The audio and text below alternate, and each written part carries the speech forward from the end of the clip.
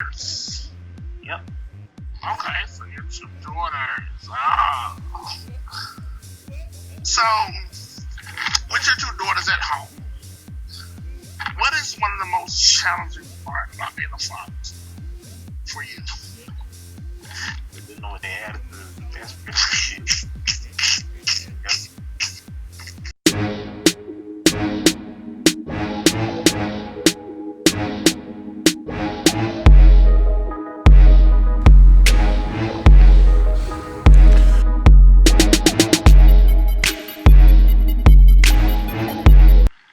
Welcome to Life with Brandon. I want to thank everyone for joining in on today's show. Today's guest is Desmond Wade. He will share thoughts. Yep. Okay, so your two daughters. Ah. So, with your two daughters at home, what is one of the most challenging part about being a father for you? They know what their attitude. That's pretty shit. Yep. No problem. Let's start out with a little background information. Tell us where you're from, how many kids you have, and were you predominantly raised by women? That's a good question. I'm from Atlanta, Georgia. You know, here and there, everywhere. As far as kids, I don't know. How many kids do I have? I got two living. Really? I got two living with me. Okay. I got another one. Maybe a few more somewhere. I don't know. But you know, Oh, three is that I know. three that you know of. Two staying with you, and one on the outside, And they probably and the somebody. others a question mark. Yeah, they pop up. Then I find out. Until then, I don't.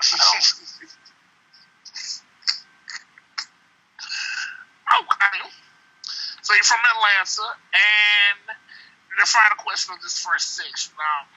Were you predominantly raised by women growing up, or how was the dynamics for you? I mean, my dynamic, it was, pretty much my grandma.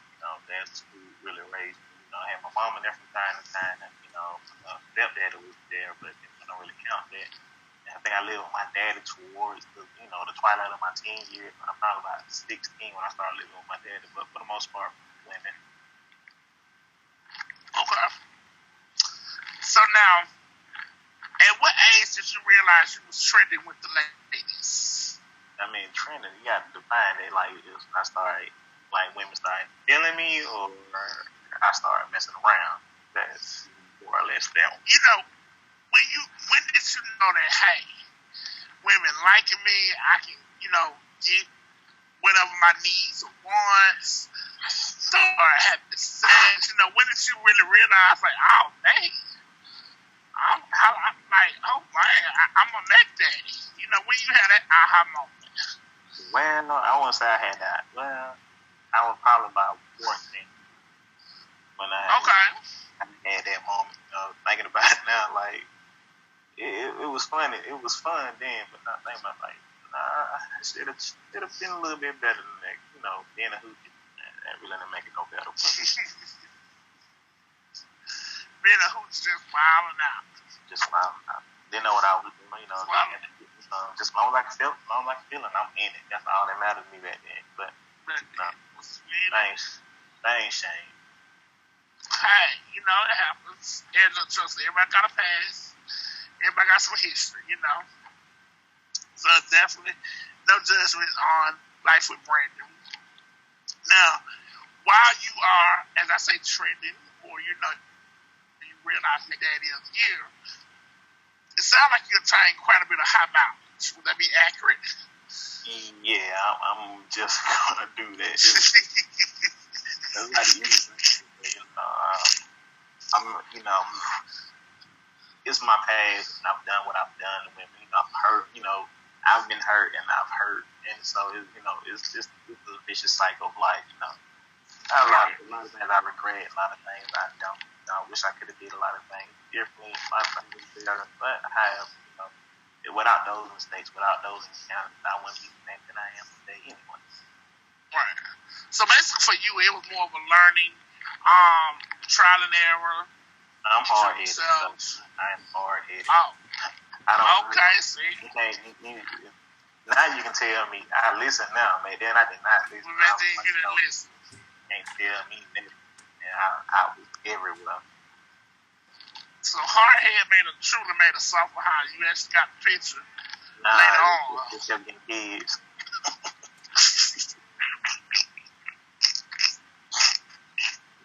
I mean, hey, kids will slow you down. Kids make you rethink your whole life.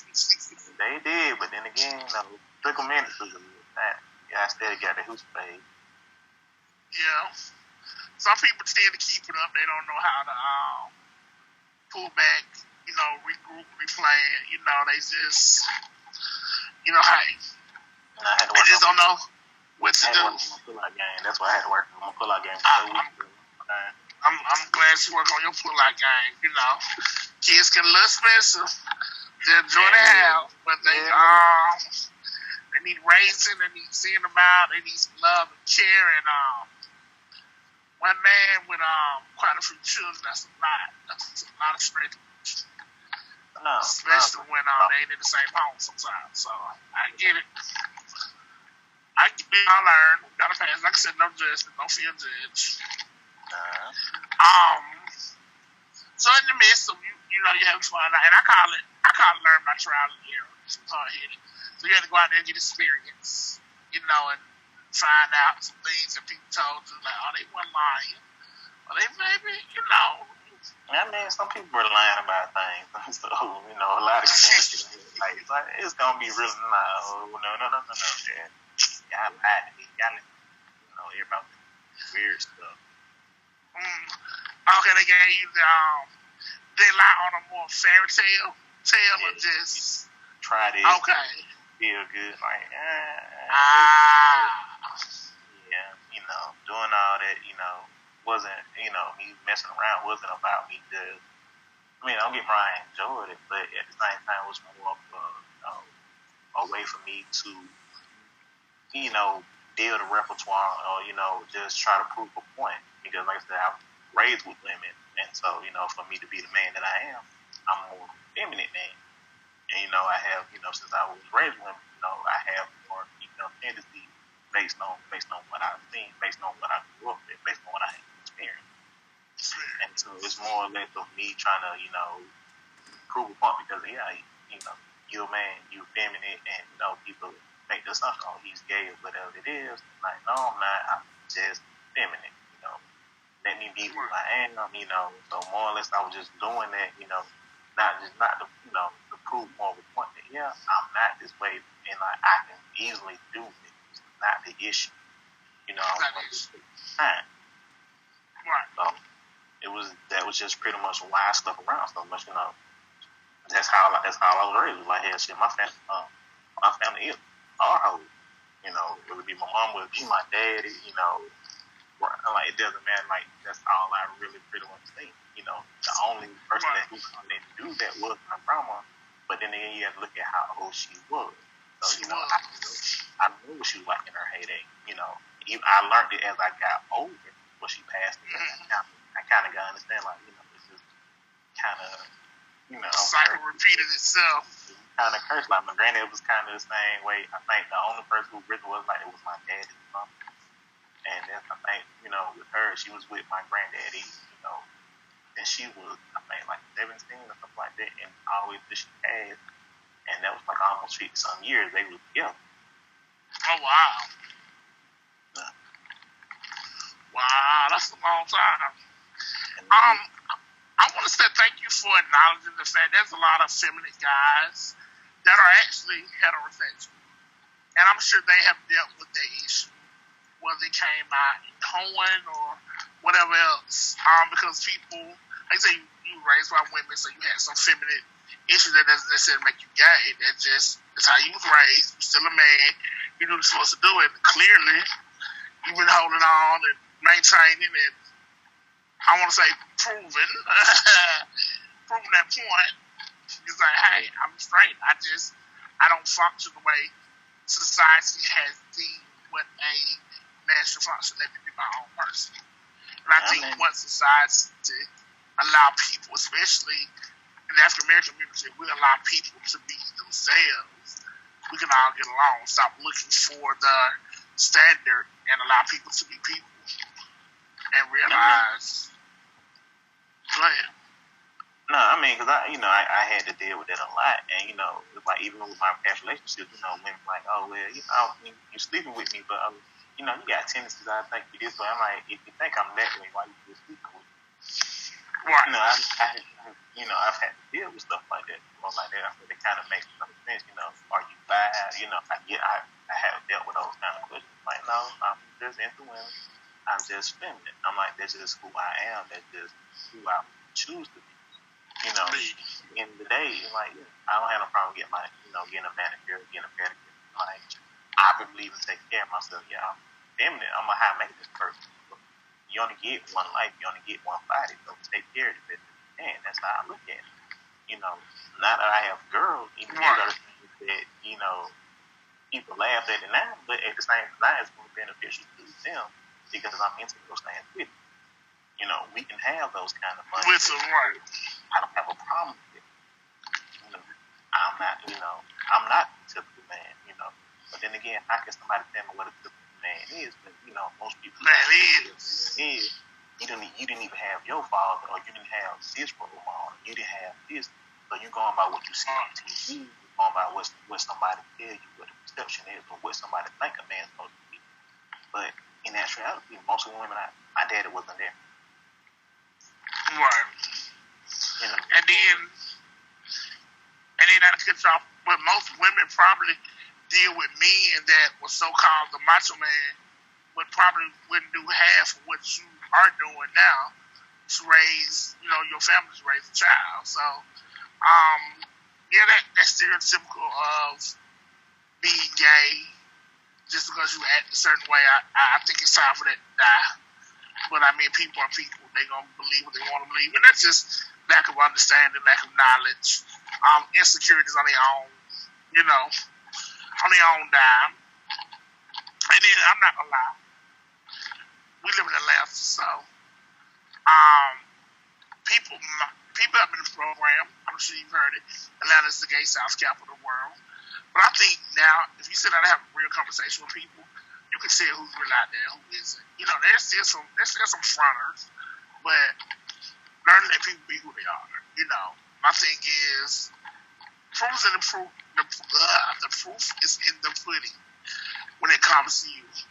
From what I've seen, how I've seen you operate, you're a cool, genuine person. No matter who you meet, you're cool, you chill, you handle your business. You've been a great father, from what I can always tell and see. And women have sometimes talk about both sides say no. That's the old school term. My grandma used to say, you say one thing, but you do something else. Or you say this, but you really want that. Or you really don't know what you want. And again, you kind of said it, well, if you think I'm gay, but yet you're still sleeping with me. So which one is it? Because clearly the definition of gay is being with two males. And if I'm bi, and if that's a problem, why are you still with me? So what is it that you're looking for me? Is it something different that's intriguing for you, or what? So I get the frustration. I totally get it. And unfortunately, today's time, that will probably continue to go on for ever, probably. Hopefully it'll change. But I do appreciate your honesty and how you share your story. And I'm sure somebody watching this would definitely benefit and help, because there's a lot of heterosexual men that have a softer voice and just do feminine ways. That's them. They see about themselves, they see about their families, and probably doing a whole lot better than the so-called hood nigga who can just run dope, sell dope, whoop your ass, But I feel. So, go ahead. No, and like when it comes in terms of that, like I'm being raised with women, and I have a better understanding of, I can't necessarily say how all women think, but I have a general understanding. When people, like you said, people do say, say one thing and want another. Mm-hmm. And that has always been a problem, with a lot of relationships. I want you to do this. Okay, you do it, but that is not really what you want. You tell me your problem, but I offer you solutions. That's not what you want. And I'm like, in actuality, people don't want the solution. They just want to be heard. They just want somebody to listen to them. And so the man that I am, my biggest strength is that I always listen. Doesn't matter what happens, you can talk to me before we do something, after we do something, just anytime you just call and we just have a conversation. I won't even say anything. I would just listen. I've been with a lot of people, I've been with they, got another man and stuff like that, then go at me, just complain about what he doing, complain about what somebody else doing, I just listen. Because at the end of the day, it's not about not caring, just as a matter, I just enjoy listening to other people's stories, other people's fight, just to see how other people live. It builds character, it allows me to learn, it allows me to become, different, it allows me to evolve. It allows me to see different perspectives of, how certain men may act, how certain men, may be, and, that gives me, the knowledge and the guidance to evolve myself to be better. Right. Because in order for me to understand where I'm doing wrong or what I could do wrong, I have to sit here and learn. I have to sit here and see. I have to sit here and listen to it, and I have to be receptive to it. And with that, going through everything I've been through, it has helped me become a better man. It helps me become a better father. Because, had I, life gone the way that it could have went, I wouldn't be the same person. I would, by nature, I'm usually arrogant. A lot of people see me as an arrogant person. A lot of times I am arrogant, but then again, I don't want to think that I am because I'm just confident in me. And sometimes that arrogance does seem out there like, no, I'm not arrogant. I don't look down on people because at the end of the day, I've been through the low. I've been homeless before. I've been, I've been through a number of things. And, when you have nothing and you work your way back up, I'm humble. Life has something. So I look at everybody as who they are. I don't care about what you have. I don't care about what you can do. I only care about what you present to me. That's what matters.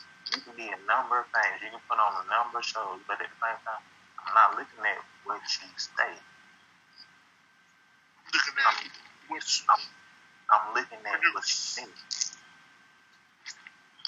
That makes sense.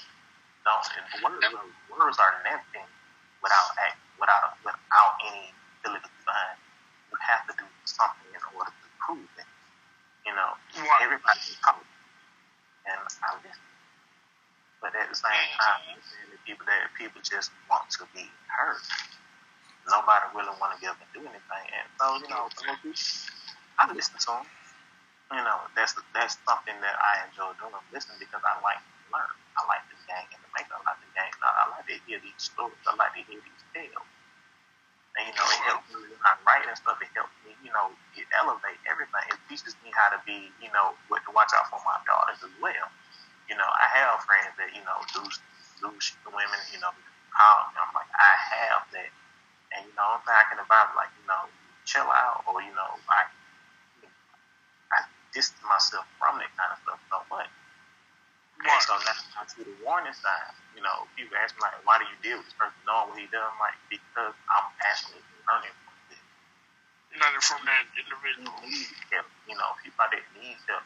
So sometimes you gotta see it, and you gotta look at the negatives in order to find the positive. What caused these symptoms? I'm better able to educate my daughters on my relationship. The more you know, the more you can prepare, the more you can give, the more you can guide. And that's what really shit me. Because I have girls. It doesn't matter whether they come home with a man, woman, it doesn't matter. A woman can beat you, a man can beat you, it doesn't really matter. But I want to be able to see the sign, or they, of a potential problem. And they have to So be safe to say you really taking the different experiences, which is great, by the way, different experiences, whether they've been good, bad, ugly, or indifferent. And you've been able to take different things from them and apply, even when it comes to giving advice to other ladies friends, raising your daughters, but sometimes just people in general, which is great. And for you to meet people like that feel that they can talk to you and come to you and listen, that says a lot about you. I mean, you're a great listener. You're listening here, and you more likely, I'm sure, give great advice. So that's very commendable. You're able to take those situations and break them down and learn from it. And I mean, that's what you're supposed to do. You're supposed to learn from other people's things you've been through. So I love that about you. Now, on my next question, are you married? Yeah, I am. How long you been married? Oh, man. Give or take, I'd say about 6 years, something like that. Okay. I remember you said earlier, you said you had, you do have 2 kids with the marriage, right? Mm-hmm. Okay, so you got 2 kids. And those are your daughters? Yep. Okay, so your 2 daughters. So, with your 2 daughters at home, what is one of the most challenging part about being a father for you? They didn't know what their attitude. That's pretty shit. My daughters are like me. They got an opinion, and they very. The one thing I would say about them is I love them is that they're very honest, and they'll tell you how they feel, and I want them to do that, and I don't filter them from that because when I was growing up like that, I had to do that. If you see them, I'm very honest, and I say what I see. But I was always chastised or for speaking to Ivy. Right. And that created a habit with me. Even though I see something wrong, I became afraid to say something because of I'm afraid of the backlash. I'm afraid it's going to hurt someone's feelings or someone's going to take it the wrong way. So the wrong way. Even though I know I should say something, even though I should function as a boy, I just go with the flow because I don't want to come. I understand, and I've definitely been like that several times. I grew up in that era of having to be quiet and to be for various reasons. So I definitely understand it is important to have that voice and to exercise that voice because a lot of things can be changed just by simply having a conversation.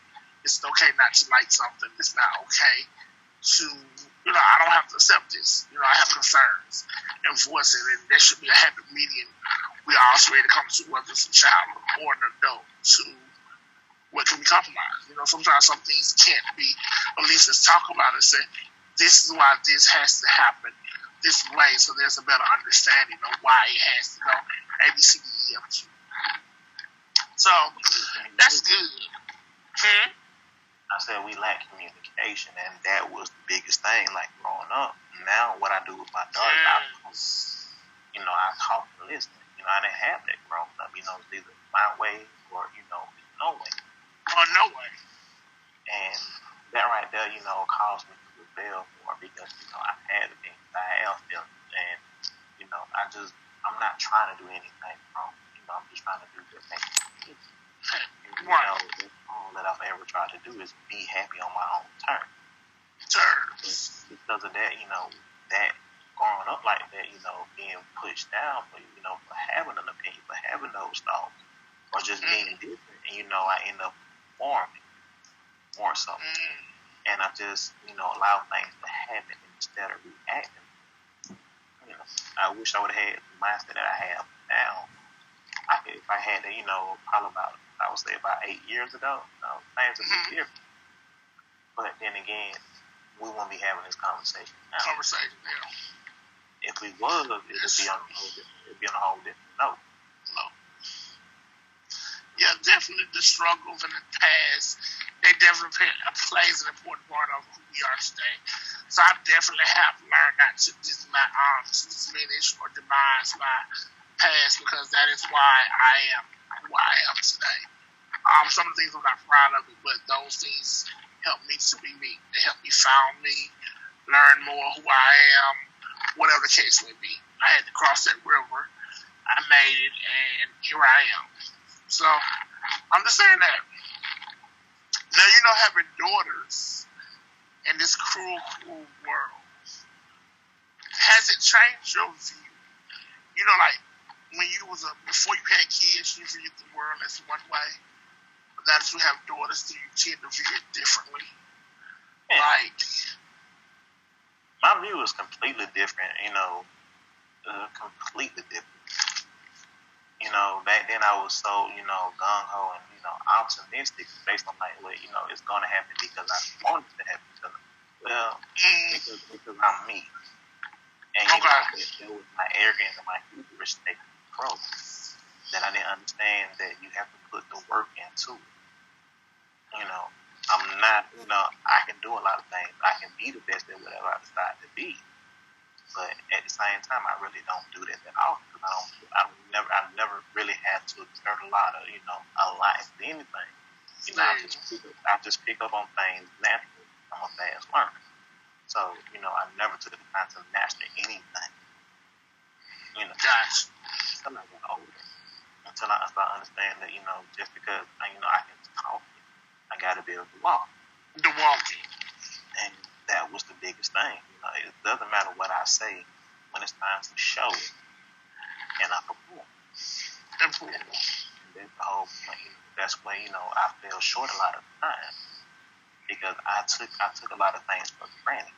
I thought I could get by based on this, based on that, based on just these circumstances. If you believe it, if you got enough faith, it's gonna work itself out.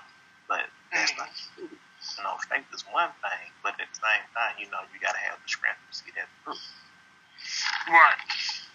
So, that's something that I learned, growing up, becoming a parent.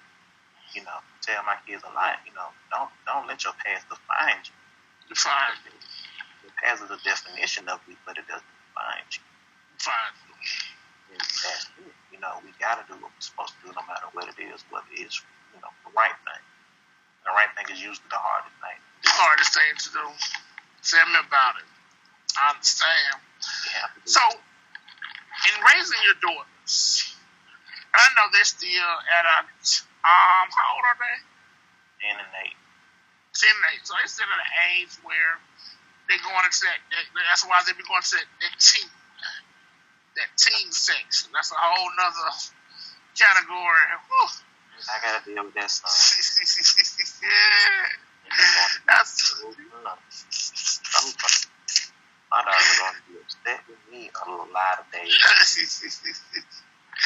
Yeah, that's a whole other category. What is one of the things that you hope you taught your daughter, or you want to make sure that no matter what, they get a great understanding of? One thing I want them to understand is that you have to love yourself, and you have to live your own life.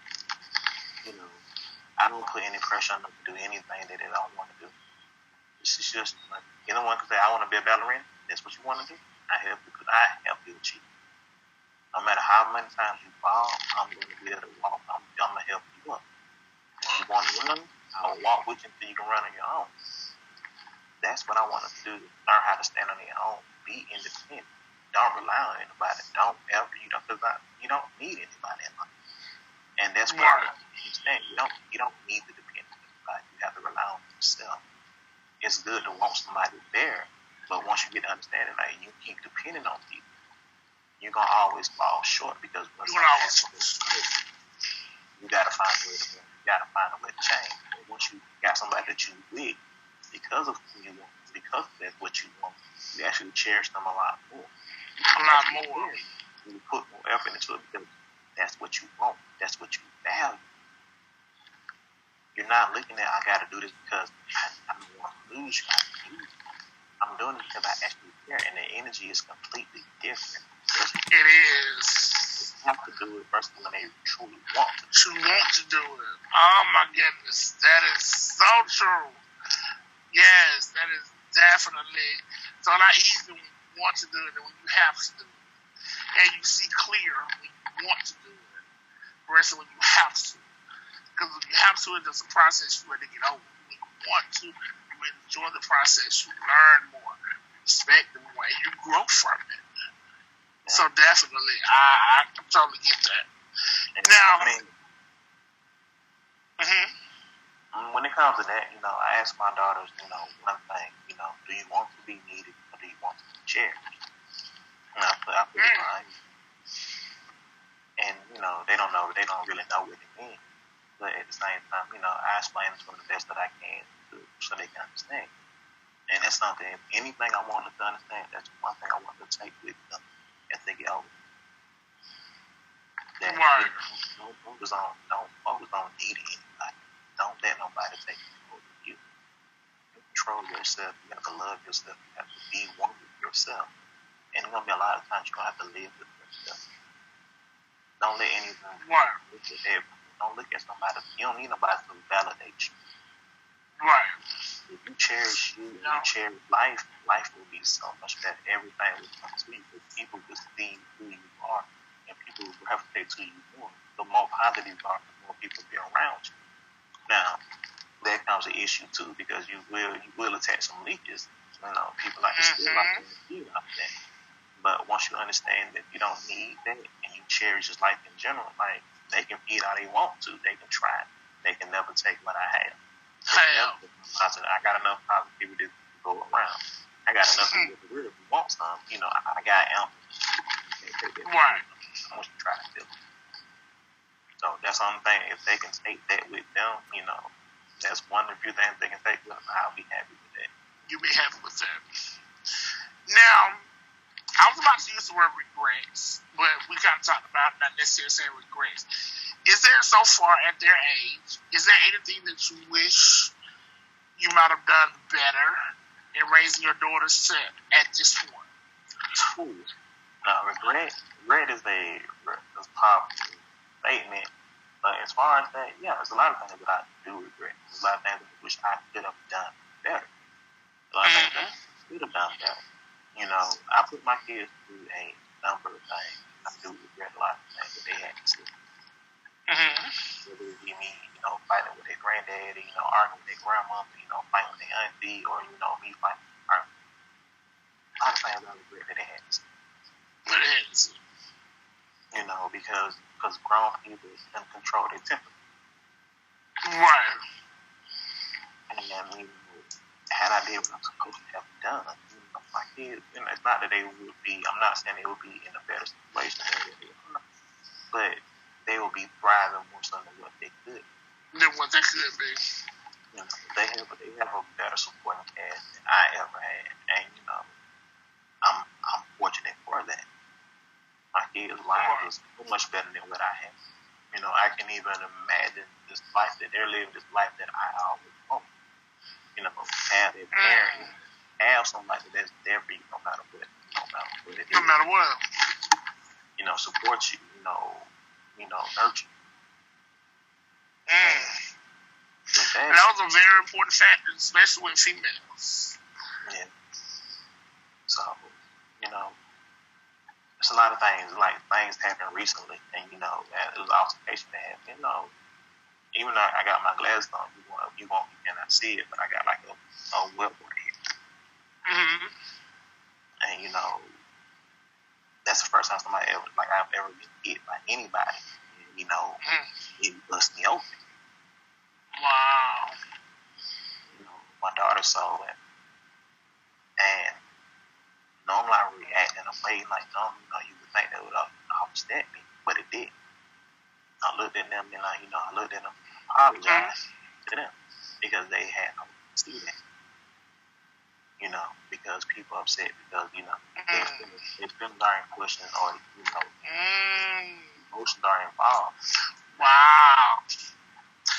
Now, you just put something in your daughter's head that will live with them forever.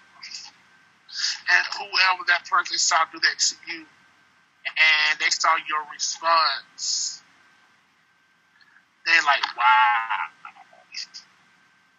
And then understand once they get older. Yeah. But the fact that they saw a mature response from it, it's like, wow. It's not even that. It's like, I'm going to say last year, I would say probably like maybe September, probably October, I had gotten into an altercation with their grandfather, with their mother's father. The idiot pulled a gun on me. I'm still trying to this day, I still don't understand what we think from the gun on me. And wow. It was funny, he pulled a gun on me and he asked me what I was going to do. And I gave him a simple response, like, talk to me. He was like, what? And so when he said what, I hit him. So, I beat him up and did all that, took the gun from him. And in the midst of that, I kind of lost my bearing. I kind of blanked. I heard my kids, they was with their little cousin, and they said, they was screaming like stop or something. I don't remember what they said. But when I came to, like I had my hand around his man's neck, and he stayed.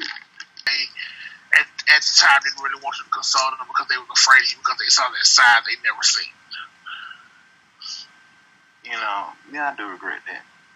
Because the person that I was, 13 years ago, my team, that person, I never wanted to meet that person. Right. I mean, don't get me wrong, that person, saved my life because, this man put a loaded gun on me. At any point in time, anything could happen and I won't be here, right? I wouldn't be here now. That person saved me, but at the same time, like, I don't want them to see that side of me. But at the same time, they have to understand that side of me did exist at some point in time. That person's going to come out when it needs to be. Right. It's understandable because as a father, fathers are protectors. So that was one of the times where they saw Daddy being a protector. They may not understand it now, but it is something that I think later on they will have a better understanding of, and understanding what the real meaning of a father. He's a protector, whether himself or his kids. A father is a protector. My next question. Now, this might be a little funny here. All right. How do you think gender norms and society expectations impact on how you raise your daughters? To be honest with you, I think that right there, I get the question, but at the same time, it's like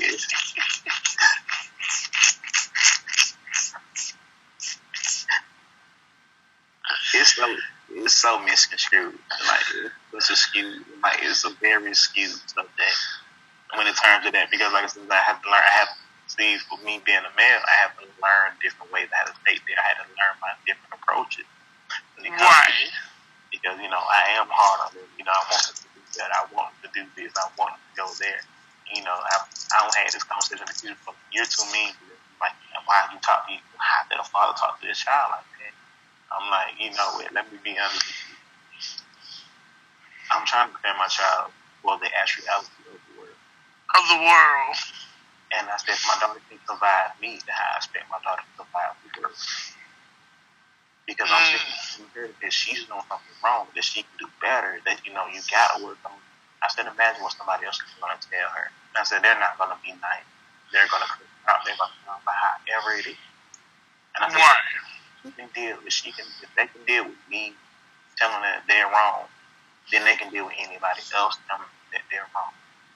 That no matter what happens, you're not going to be swayed by somebody's opinion. Always. And I don't want them to be, dependent on that, to be held on that. I don't want my children to, feel vulnerable. That they are. I don't have no problem with my kids. I actually, sometimes I don't mind it. Sometimes that it's not about finding joy in it. At the same time, I understand that they have to fail in order to thrive. I want to see what my kids do when they face adversity, how they handle pain, how they handle disappointment, how they handle loss. Because I teach them one thing, and the one thing that really matters, like, you never fail unless you don't do anything at all. If you don't try it, then you fail, because there's no point of you even having this conversation.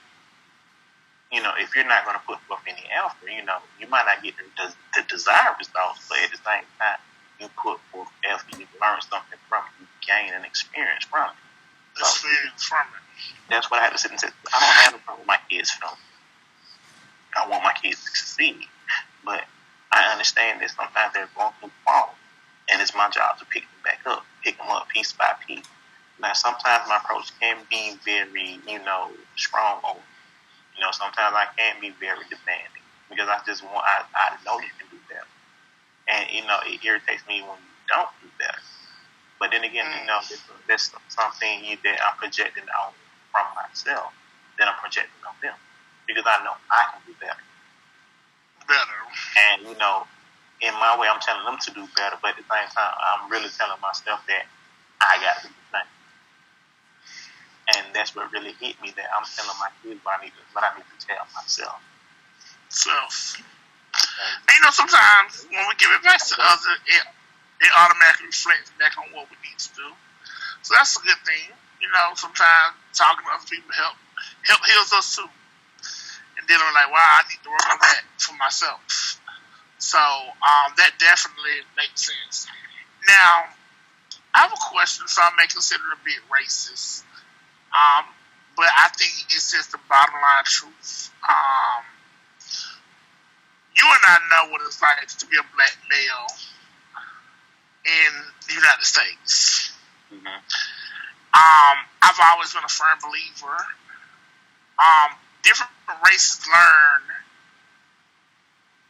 have a different way of learning. Case learn one way, learn one way, we learn another way. But I do always feel like we're targeted for anything bad. Violence, homeless, poorness, mean. The women, especially women, they're bitter, they're mad, they're angry. Have you had any of those type of conversations with your daughter and having to know that, tell them that you're going to get faced with certain things, maybe just because you're black, maybe just because they're threatened by your smartness. They're not going to say that verbatim, but they're going to use that corporate term. We're going to hire you, but if you voice your opinion, too opinionated, or you're in your feelings, or you're in it was out of my brain. It was a good one. No, you're just you're overthinking. You're too assertive. Because I think there's a strong reality when it comes to women in the workplace. That's something that I think as young girls is something you need to be prepared for, to be able to deal with as well. And I just want to have that conversation happen, have they experienced that in school or any social activities to where they character was being judged just simply off the color of their skin. You know what? Honestly, not yet. When the time comes, I have that conversation. But me, the person that I am, I have a aware of that. Diversity of friends. I don't really look at people based on the color skin. I look at people based on who they are. I have a lot of friends, and so with that, I've learned from my experiences going through that. And I realized that my perception and the way that I carry myself put me in these scenarios. I have a lot of white friends. I actually enjoy hanging out with them, going drinking when I did drink. So, and those are the people like my white friends. I'm saying white, my Caucasian friends. They were the ones when I was 17 when I got put out. They was the one that took me in for a little bit. Helped me get back on. Yep. And when I, learning from them, that we all, no matter what race we are, no matter what color we are, we all go through the same problem. We all try to figure out how we're going to pay our bills, how we're going to pay the rent. We all do that. But, looking in from the outside, like, you think white people have money. They struggle just like we do. I'm seeing people that work at, working, surviving on tip. Working a dead end job just to get to where they gotta go, and some of them still do.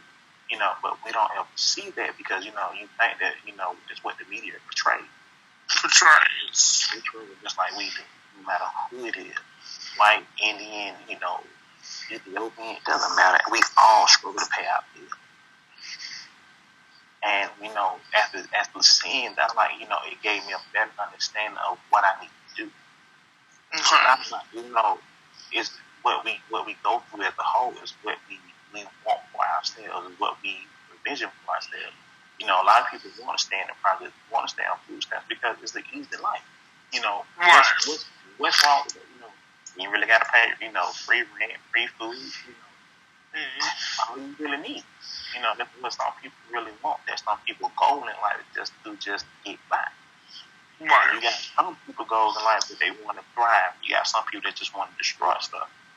And so it's not even about it's not even about what we see. It's not even about the race thing. Sometimes it can be an issue, but however, the real issue is how we conduct ourselves and carry ourselves. Because I've been around a lot of people who I don't know. I'm not too keen with black people. That's fine. I don't care about that. But you're gonna be fine. You're gonna be all right with me today. Because I'm not looking at the color of my skin. You're gonna look at me as the person that I am. I'm gonna look at you as you are. Right. And so with that, I don't really worry about that because I look at the mindset that we have. Like you are right, because a lot of people do perceive black people as these volatile, I'm like, they do. I'm like, because you got to think about we only associate with our own kind. So you got to think about even us black people. You can say a lot of black people are racist. I don't trust white people. I'm like, because you don't know white people. White people. You don't know them. You don't know. You don't know. Because we always keep ourselves in this circle. We segregate ourselves. We stay to our own thing. And I did, at one point in time, like I felt like that, but once I got out there and started interacting with the world, mingling with people, I got a better, profound understanding of that we basically all do the same thing. We are. We just want to get back. We want to live. We want to survive. We want to raise a family. Everybody has the exact same goal, maybe in a different order, but pretty much the same thing. And so with that, I'm telling them that you have to be. You can be respectful. You don't have to, be bougie. You don't have to be Allen. You don't have to be. Just be yourself if you're respectful. A lot of people, everything works stuff out because it's the image that we, conduct for ourselves. Because a lot of people don't want anything new, and that's the whole point. A lot of people don't. Mindset, it's easier for us to just get by. And what I want my girls to understand, don't use the race card. Don't use the color of your skin as an excuse. Don't use it as something to hold you back. Hold you back. Just because somebody told you no does not mean there's another way in. Damn. Correct. No, I don't believe in being discriminated against. I don't. Because, it doesn't matter what the color of your skin is. It's sometimes going to be based on what you can really do, what you can prove. So once that, I get to understand, don't look at the world like that. Look at the world for what you is, because the world does not revolve around you. And that's what I tell my kids, the world does not revolve around you. You revolve with the world. If you stop, you stand still. I said, guess what, baby girl? The world's still gonna move on without you. But it's the energy that we create for ourselves that dictate how things come forward. If we want laser results, that's what we're going to get. When we want people to see what we're going to do, when we actually put forth all when people see that we're working towards something, then people will start to gravitate to that because they're going to see that there's something there. Like, case in point, like my daughter's principal is Caucasian. She helps me out.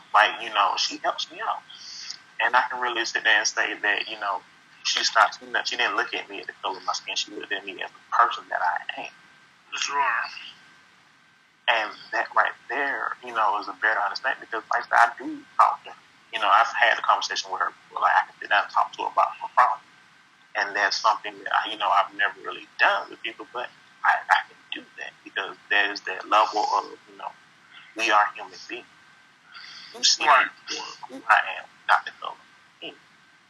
Right. That's what they have to look at. Don't look at the world like that. You are your own world. And how you want to look at it like that, you are technically your own world. Your world. but at the same time, your universe has to interact with the grander scheme. Right. If you want good, good happens. You push it. You speak into existence, and that's all that matters. I don't want to speak that into existence because I don't ever experience that. And so my whole thing is that's what I look at. What you speak into existence. I speak positivity. I speak it. I'm gonna keep speaking. I'm gonna keep pushing. I'm gonna keep pushing forward, so they can understand that. Your life is wherever you make it. If they do what they're supposed to do and they put their all into it, then they will be rewarded justly. But they gotta work for it. They gotta work for it. They can't let nobody pity you. You can't look at them. You can't play the victim. You cannot do it. And that's what I don't want to do. You're not a victim. You're not the aggressor. You are a human being, and that's how you're going to live. You're going to live as a human being. I don't care about you being, I want to be a woman. I don't care about you want to be a man. I don't even look at myself as a man. I look at myself as a human being first. Human being. Because that's more important than anything. Because I'm not a, my daughters call me mama sometimes. They don't faze me. Because I know what I am. I am both. I'm the nurse. I am that. So I don't have a problem with that because I have to play both roles. Right. And I finally understood that. Like, no, I don't want you to know. You know who I am. The moniker does not matter. The title of father does not matter. It's what I do that matters. That matters. Everything I give you, and how I conduct myself is what matters. And that's what's going to change everything with them because they're looking at me. And when you ask me about what I regret, like one thing I really do regret, I regret that I allowed my emotions, the way that I feel, impact them. I regret that I allowed my feelings to become dead. And that's the one thing that I regret. That I didn't have the wherewithal to see that when I'm upset, they became upset. They don't even know why they upset, but they just know they upset because their dad is upset. And I realized that the energy that I give off, they feed on. They feed on. And so now I got a better understanding of that. If I'm positive, the more positive and the more positive to them, and they become better. They're happier. They're doing more. They're being more productive because I'm being productive. So what we give is what we get. So in order for me to get what I want from them, I have to give them the exact same thing. You gotta live by your word. You can't be a hypocrite. That's what most people are. Do as I say, not as I do. Not as I do. Yeah. Well, I asked that question. I asked that question to a lot of my guests when we talk about certain subjects. I'm not a racist. I love everybody. I'm hanging with everybody. I guess I party with everybody, but I'm definitely hanging with everybody. Party with everybody. Right, exactly. Things get weird. But I don't mean a stranger. My personality, I don't mean a stranger. I've ran into some great people. Matter of fact, I have a kidney transplant, and I have a donor of a white man. My donor came from a white man, so I'm not racist. I'm not judgmental. But I do pose that question because I've been very blessed, even before things got the way that it were. I've never been harassed by a police officer. I've never been just randomly questioned by white people for no reason, like some of the Starbucks situations and apartment complexes. I've never been in that type of situation. I'm not saying that it won't happen, but so far I have not had that experience, and I'm very grateful for that. So I asked. No, it's not fun at all. I asked the question. Several of those situations. I get that, but you was pertaining to the girls. Yeah, I get that. They haven't experienced, but I've experienced it enough. But I understand why I went through, and I understand why I was approached by it. It was my demeanor. I'm dressed a certain way. I fit this stereotype. I fit this criteria that you look at me. I do look guilty. Even though I might not be guilty, but how the media portrays my kind. You see somebody with baggy pants, or you see somebody with like the media, like, oh, okay, he's up to no good because of what you see. And so that's why I changed up my dressing habit. You know, if you see how I dress, you want to accuse me of anything. You know, I might have done it, but you look at me like, nah, that person possibly have not done it. People. The funny thing about how the life works, people don't go by what they know; they go by what they see. What they see. Perception is a powerful thing. Is everything. If you look innocent, people 9 times 10 people gonna think that you are. And I've seen, and that is so true. I've been in situations where I know somebody was lying, but the fact that they can play that role of innocence, people buy it. And I'm just like, so perception is everything. It is everything. And I totally agree. And that's a question I've always have to ask when it comes to certain topics. I'm talking about far. I'm not racist. I love everybody. Like I said, people know my story with transplant. I got a white man kidney, and it's getting along just fine. But I just have to ask that question because my heart, you hear and read so much stories, so my heart goes out to everybody on what could have been, what could have been. Even I'm out in Houston and Dallas, just seems like more so Dallas than Houston. It's just people going to do a random check and the girl end up dead. Just kind of my heart goes out. So that'd be one of the things, if I had a daughter, that would probably be one of the things that would go on my mind. That's why I asked your opinion about it that came up and how does it deal with the past. What advice would you give to a new father that's raising a daughter? There's a lot of things I can sit here and say, but at the same time, communication is key. First and foremost, and it's already too late to sit and tell you you should listen to. You should look at the warning signs because you already got a baby with this person. But at the same time, regardless of what you see, you gotta listen to them. Stop worrying about that feeling. I'm getting mine. No, pay attention to that. Like, pay attention to you had a baby by, and you might you're gonna see who she really is. You got some women that are good, and you got some women that are bad.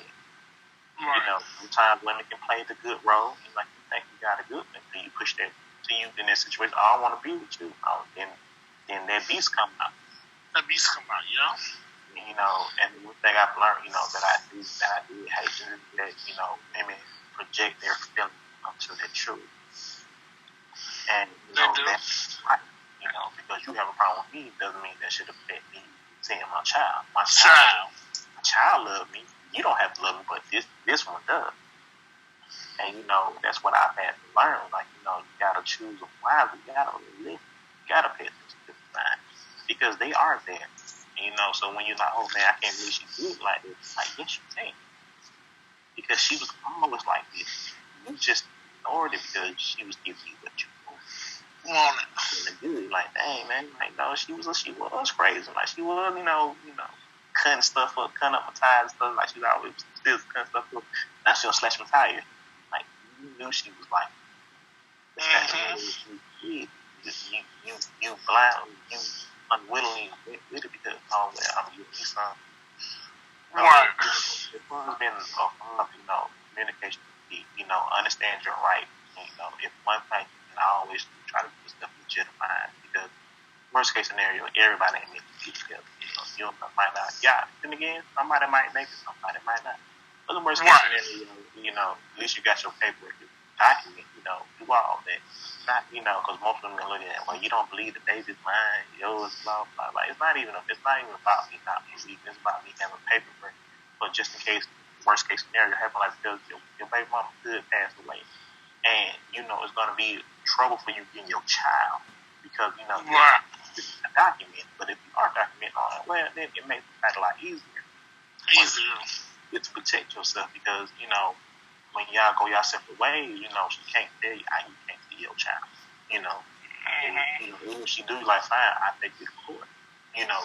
and they're going to give you your rights. Not because you're going to get your rights. The only way you don't get your rights is you know you are volatile. You are doing these crazy things, to prove for a right. If you prove to the court that you're a danger to your child, then you're not going to get your child because you proved it. But you never know. Like you might end up with custody of the child. You don't know. The only advice that I can give any man is that be mindful of the person that you have to baby. Because, I'm 30. I'm 31. I'll be 32 later on this year. Mm-hmm. And I have a son. He'll be 15 this year. Mm-hmm. And I haven't seen my son in 5 years. And I can't see my child because of what I did. Now, you think I did something bad? No, I didn't do anything bad. I did the right thing. My son was being abused by his mother's boyfriend. Most people said I should have just been a piece of man. Look, I'm like, okay, yeah, that's the easy thing to do. I'm like, but what would I have taught my son?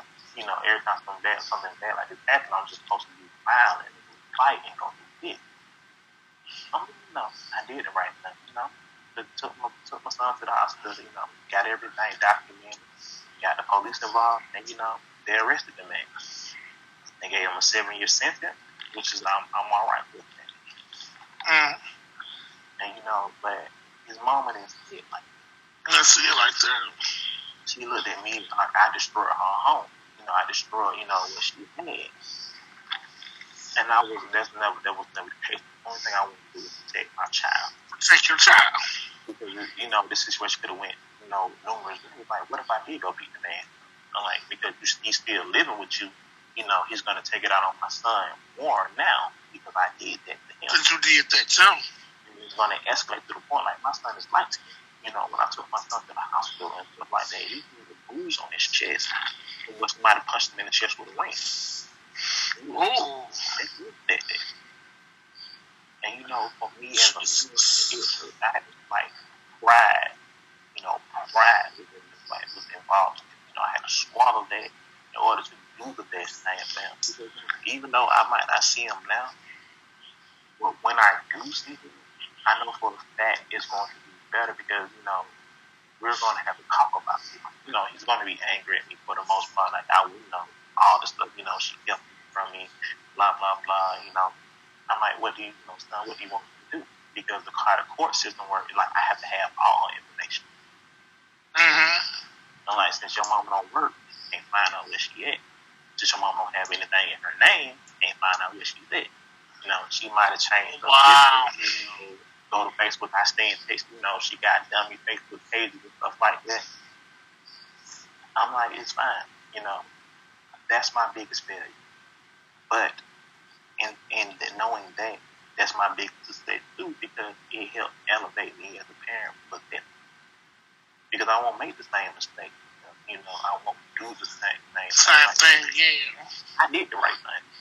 People can argue like, yeah, I got the police involved, the man got arrested. The system failed. It really did because I was hurt. I had custody of my son. Right? That's it. Like that would have gave you the state said, they gave me custody. The state like, no, we want him to go back home to his mother because that's what he wants. And other things that say like, why? That makes no sense. If she's allowing this man to abuse him, what's gonna stop her from letting the next man do it? Man, do it. I'm looking at it from a logical standpoint, they're looking from an emotional standpoint. And so, because of this, like, you have to give it back. Oh, wow. I had to choice. And from there, and then once that, I knew that was going to be it. I call her phone, try to check on her. She'll block my number, or she'll pick up and hang up. I call him on his birthday and tell him how he's doing. Happy birthday. She won't tell me that I said that. Right. I try to put him on Facebook and stuff like that. He might got a page, but he might not be using his birthday. He might have a nickname. His birthday. I don't know.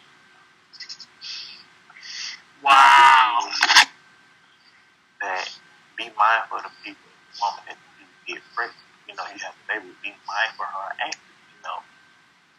Stop being blinded by, you know, the fact of the bill.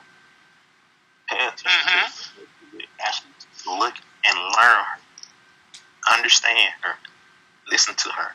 Listen to when she talk about her past, you know, things she'll do, you know, but she, you know, when she talk about, yeah, if a man, I do this to a man, so like, you need to pay that, you need to pay that consideration, because that's what she's going to do to you.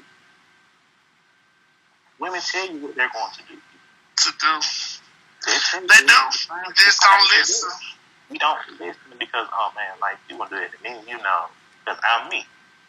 Right. Like, no. She going to do that to you, especially because you are you. You are you.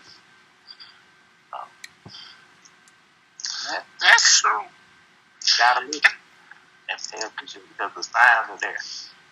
And sometimes, you know, you already had a baby with it, you know, it's too late to avoid those signs, those pitfalls. But it's ways to mitigate that, you know. Keep your stuff, you know, make sure you have a job. Make sure you're doing it. Make sure you're doing that, you know. Go to school, you know, it might not be the funnest part, but, you know, at the same time, you know, you never know what the outcome going to be because the only thing you got to do is go there and be presentable, be respectful, be mindful, you know, talk to the judge like you got some sense, talk to the judge with respect, you know, your lawyer with respect, things will come to it. Because the only thing they're going to do, like, they're going to let you see your child. You know, they can't stop you from doing that unless you are a threat to your child and her child. You know, if she can prove that you know, you're a violent person, you beat on her or something like that, she can prove that, then you might not get your child. It's nothing like that, you know, just hearsay, you know, people lying, you know, judge didn't give you opportunity to get your child. So, you know, paperwork is very important. Take care of that. You're taking that paperwork, that business. And my final question for the evening, afternoon. I know raising a child can be hard. It can be tiresome, be frustrating, discombobulation. But tell me, what do you do? When I say what do you do, what does Desmond do to calm things down and be able to have his time to say, you know what? I need to reflect. I need to take a break. I need a minute. Let me just woosah.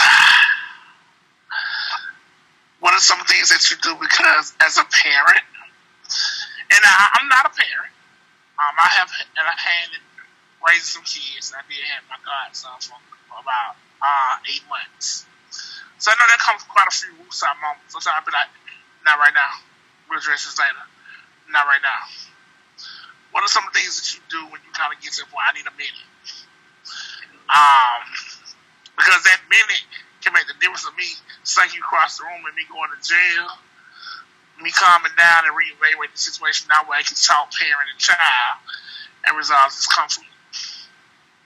Well, you know, I don't really get upset with them, man. That's the whole point. Like, I understand kids are going to make mistakes. So, you know, as far as me getting upset, you know, I don't really I can't let it get to me. You know, kids already know that, you know, when they're in trouble, they know. You know, the funny thing about it is not my kids don't upset me. That's the really the thing. It's like they do a lot of things that might irritate me or get on my nerves, like, you know, why would you do this? But I don't get angry with them, you know. If I'm angry because of something outside influence, you know, something that happened at work, something happened with their mother, or something happened with something that has nothing to do with them. And so it's not that I'm mad at the kids. I got something else on my mind, and that's something, you know, I'm focused on that, and then they do something, you know, to garner my attention. So if I feel like I'm finna, you know, I'm in a point like I feel like I'm finna yell at them or something like that, you know, I sit there and tell them that I'm not, you know, I'm upset. You know, I tell them, can't tell them everything that's wrong, but I'm upset. You know, and I have to time for myself. And my kids, you know, they don't like. They ask me what's wrong. You know, they might give me a hug. So like, you know, do you like no? Just give me a couple minutes. Give me about 30 minutes to an hour. You know, I sit. You know, try to meditate for a little bit. You know, sit down, just, you know, get it off.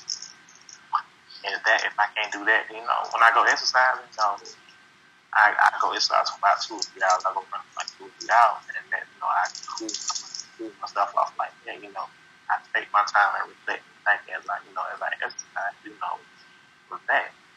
Because at the end of the day, I used to think about these things just to get me upset, and then I realized how trivial things are. Because the reason why I'm upset is because I allowed it to go wrong. And now that I have the understanding of that, there's no need to get mad. There's no need to be upset, because things happen. If I'm thinking in the right mindset, then I can see what I'm supposed to do. Because the funny thing about it, people say I'm wrong for this, but I don't put a lot of emotion. I don't put a lot of emotion into my daughter. Okay. You like they need emotion. No, I said no. They need consistent life. Because emotions, we try to twist what we want from our emotions versus if we just we look at it from a logical standpoint, like, okay, but this was going to happen regardless of what you put the facts in there. It's nothing wrong with having emotions, but at the same time, you got to look at things from a logical standpoint because, these are checks and balances. Like, this is going to happen if you do this. Some things are just going to happen no matter what you something bad is going to happen if you do it. Sometimes your emotions can, it can be a good thing, but at the same time, you got to look at it from every aspect. There's no need to get mad. When you put emotion into things, emotions make you mess up because you're not looking at everything from the point of view. I would say the best thing I would say that the reason I don't particularly get mad because I let go of my ego. Okay. That's an important thing, the ego. Let that go. Like, there's no need to get mad because that voice in my head is that, my pride and all that stuff kicking in. You gotta prove it. You gotta be this person. I'm like, no, I don't be this person. I can love them. I can give them love. I can do all this. I can be happy. Once I let that ego go, I sit down, I meditate. I do a lot of affirmation. I do a lot of studying, to be a better person because that's the mantra that I want. Every day I get up, I ask myself, how can I be better than what I was yesterday? How can I do it? And it's something that I want to instill on them because I get out there and because I understand that I've made a lot of mistakes up to this point, and that's fine. But I'm not going to let my mistakes hold me down and hinder me. I'm going forward. So, like I said, after that incident, when they saw me not get upset, see me just walk away from it, then that's when I knew that I had lost the ego. That's when I knew I let my pride up. That's when I knew that it was irrelevant at this point. The only thing that mattered is what I was supposed to do, and that was to lead my ego. Wow, that was a biggie. That was a biggie. Wow. Well, Desmond, has been an honor, a pleasure to have you on the show today. Thank you for being transparent, not only for the show, but for the people that's going to watch the show. I know there's someone out there that is actually going through something similar you went through, or could be going exactly the same thing that you do, that you're going through, or have went through, and they stuck. They don't know how to navigate. They don't know how to move. Or maybe somebody just trying to figure out how to be a better father to my daughters and to my sons.